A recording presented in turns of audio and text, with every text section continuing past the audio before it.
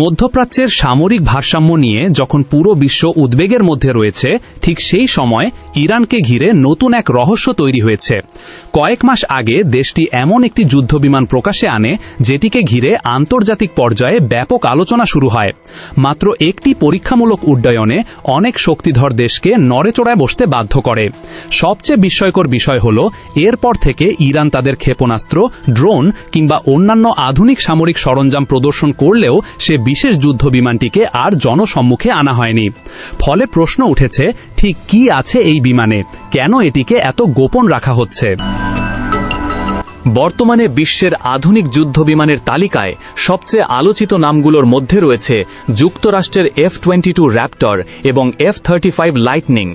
এগুলো পঞ্চম প্রজন্মের স্টেলথ ফাইটার জেট, যেগুলোর মোকাবেলা করার সক্ষমতা খুব কম দেশের কাছেই রয়েছে। চীনের J-25 ফাইটার জেট ইতিমধ্যেই আধুনিক যুদ্ধবিমানের ধারণাকে নতুনভাবে সংজ্ঞায়িত করেছে। অন্যদিকে রাশিয়ার Su-57কে বলা হয় আকাশের অন্যতম ভয়ঙ্কর স্টেলথ ফাইটার। কিন্তু বিভিন্ন আন্তর্জাতিক সামরিক বিশ্লেষকদের মতে ইরানের গোপনে এই যুদ্ধবিমানটি হয়তো পঞ্চম প্রজন্মের নয়। তবে এটি প্রচলিত চতুর্থ প্রজন্মের ফাইটার জেটগুলোর তুলনায় অনেক বেশি উন্নত প্রযুক্তি ব্যবহার করে তৈরি হতে পারে। কিছু প্রতিবেদনে দাবি করা হয়েছে ইরান তাদের পুরনো যুদ্ধবিমানকে ব্যাপকভাবে আধুনিকায়ন করেছে। অনেকের ধারণা এটি হয়তো পুরনো F সিরিজ বা মিক্স সিরিজ বিমানের একটি উন্নত সংস্করণ। এতে নাকি ব্যবহার করা হয়েছে শক্তিশালী টুইন ইঞ্জিন প্রযুক্তি, যার ফলে এটি অত্যন্ত দ্রুত গতিতে উচ্চতায় উঠতে সক্ষম হতে পারে। ধারণা করা হয় এর সর্বোচ্চ গতি ঘণ্টায় প্রায় 2700 কিলোমিটারের কাছাকাছি, অর্থাৎ শব্দের গতির বহুগুণ বেশি। শুধু গতি নয়, এই বিমানের অস্ত্রবহন ক্ষমতাও আলোচনায় রয়েছে।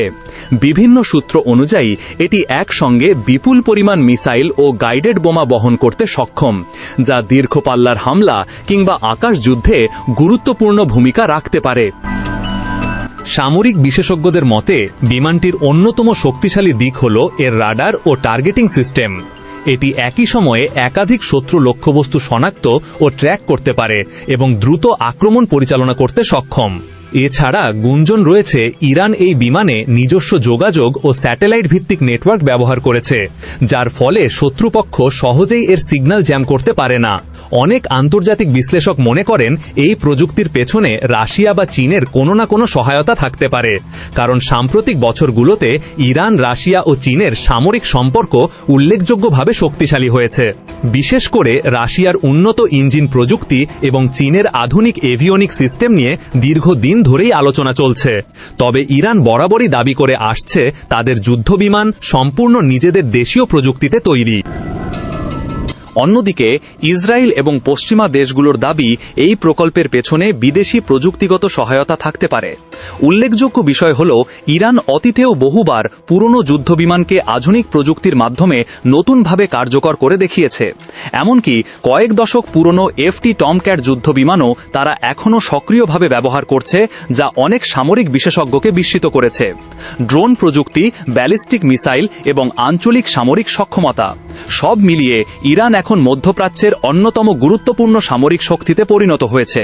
আর সে কারণে ইরানের এই রহস্যময় যুদ্ধবিমান এখন শুধু একটি বিমান নয়, বরং এটি পুরো অঞ্চলের জন্য এক নতুন সামরিক বার্তার প্রতীক। ভবিষ্যতে যদি ইরান আরও আধুনিক সংস্করণ প্রকাশ করে, তাহলে মধ্যপ্রাচ্যের আকাশে শক্তির ভারসাম্যে বড় ধরনের পরিবর্তন আসতে পারে।